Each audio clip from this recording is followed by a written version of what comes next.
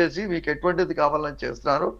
అట్లాగే ముఖ్యమంత్రి నారా చంద్రనాయుడు గారి నుంచి మీకు ఆల్రెడీ తెలుసు. మీకు how we got Indian School of Business for Hyderabad. Already the Indian School of Business was decided to set up in Gujarat or somewhere else. He requested them, sir, come for a cup of tea. They don't want to come there. Okay. But he requested, sir, ఒక్క tea కోసం రండి అని చెప్పారు అంతే. వారు వచ్చారు.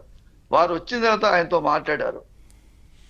మాట్లాడిన తర్వాత వాళ్ళు ఏం చేశారు, they have taken only one decision that we will establish in Hyderabad only అని చెప్పడం జరిగింది. See that is the vision of Chandrababu Naidu. Definitely we will agree that, no doubt. Hyderabad లో మంచిగా చేశారు, ఎంత చేశారు. అట్లా అని చెప్పేసేసి అంతకుముందు ప్రభుత్వం వచ్చేసేసరికి ఇండస్ట్రీస్ తక్కువ వచ్చినాయని చెప్పడం కూడా మనకు భావ్యం కాదు. ఎందుకంటే 13 లక్షల ఇండస్ట్రీస్ ఆల్రెడీ రిజిస్ట్రేషన్ అయ్యి ఉదయం రిజిస్ట్రేషన్ ప్రకారం అన్నమాట. అదట్లో సర్వీస్ సెక్టర్ కూడా ఎట్లా ఉన్నది.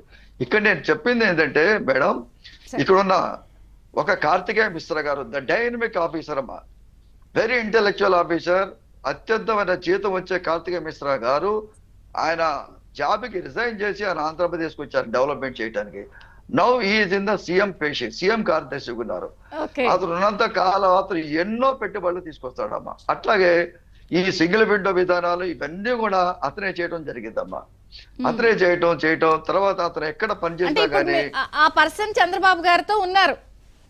ఎస్ మేడం, ఎందుకంటే మన పక్కనున్న వాళ్ళని మనం చూడాలి, మనం ఇంపార్టెంట్ అనే విషయం. ఎందుకంటే కార్తికేయ మిశ్రా ఇస్ వెరీ, నేను ఎందుకు చెప్తున్నానంటే నాది దెబ్బతిన్న రాష్ట్రం, శిథిలమైన రాష్ట్రం, తల లేదు, మొండెం లేదు, ఏమి లేదు మేము వచ్చినప్పుడు. అయితే ఈ సందర్భంగా నేను ఎన్డీఏ గవర్నమెంట్ నేను చెప్పేది ఏంటంటే, ఈ రోజు మీరు మా మీద ఆధారపడుతున్నారు కాబట్టి మీరు మాకు హెల్ప్ చేస్తున్నారు. మరి గత 5 సంవత్సరాలు మీరు ఎందుకు చేయలేదు మాకు? బీజేపీ ప్రభుత్వం, మోడీ గారు ఎందుకు చేయలేదు మాకు? అంటే మీరు మా మీద వివక్షత చూపెడుతున్నారు. ఈ రోజు మా ప్రజలు, ఆంధ్ర ప్రజలు సరైన తీర్పిచ్చి మీరు మా మీద ఆధారపడేటట్టుగా చేశారు కాబట్టి మీరు ఇస్తున్నారు. మీరు పొలిటికల్ మాట్లాడారు, మళ్ళీ పొలిటికల్ లోకి వెళ్ళిపోయారు. It is not political madam, because very important అనే విషయం. ఎందుకంటే మనకి డబ్బులు అనేది ఇంపార్టెంట్. ఈ రోజు నేను ఒక విషయం చెప్తా. పెమ్మనేని చంద్రశేఖర్ గారు ఉన్నారు. పెమ్మనేని చంద్ర గారు ఉంటే నేను వెళ్ళి కలిసానండి.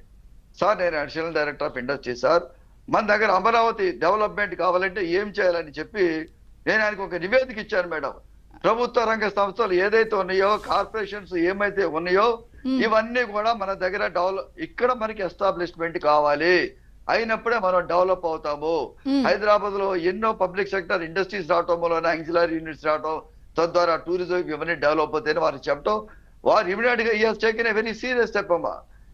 టెక్నాలజీ సెంటర్ ఈ రోజు అమరావతికి వస్తుందంటే ఆయన మెయిన్ కారణం యాక్చువల్ గా 250 కోట్లది. సో ఇటువంటి ఎన్నో జరుగుతున్నది.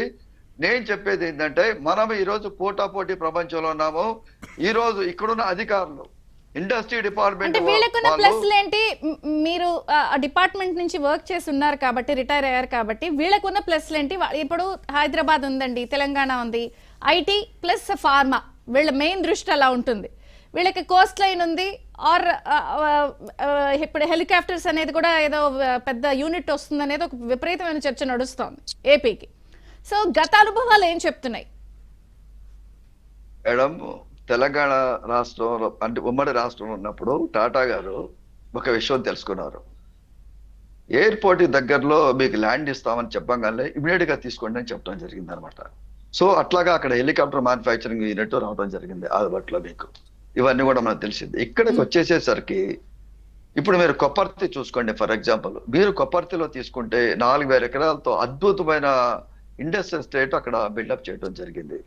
అక్కడ కడపలో ఎయిర్పోర్ట్ ఉంది, కర్నూలులో ఎయిర్పోర్ట్ ఉంది, తర్వాత విజయవాడలో ఎయిర్పోర్ట్ ఉంది, విశాఖపట్నంలో ఎయిర్పోర్ట్ ఉంది, ఇప్పుడు భోగాపురంలో ఎయిర్పోర్ట్ రాబోతుంది, తిరుపతిలో రాబోవటం అవుతుంది.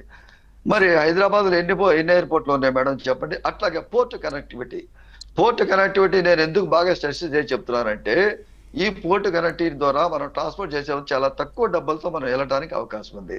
మరి ఇటువంటి పరిస్థితుల్లో ఉన్నప్పుడు ఇన్వెస్టర్స్ ఇవన్నీ చూస్తారమ్మా. ఇవన్నీ కూడా అసలు వీళ్ళ దగ్గర ఆ రకంగా బెరీజ్ చేసుకున్నప్పుడు తప్పకుండా అందరూ మా ఆంధ్రప్రదేశ్ కి వస్తారని చెప్పేసి నేను ధీమాగా చాలా గర్వంగా నేను చెప్తున్నానమ్మా. నేను మా అధికారులు కూడా చాలా కసిగా పనిచేస్తున్నారమ్మా ఆంధ్రప్రదేశ్ డెవలప్మెంట్ చేయడానికి. అన్నిటికంటే ఇంపార్టెంట్ మేడం. ఓకే, మీ పాయింట్ అదే. చరణ్ గారు విన్నారు కదా,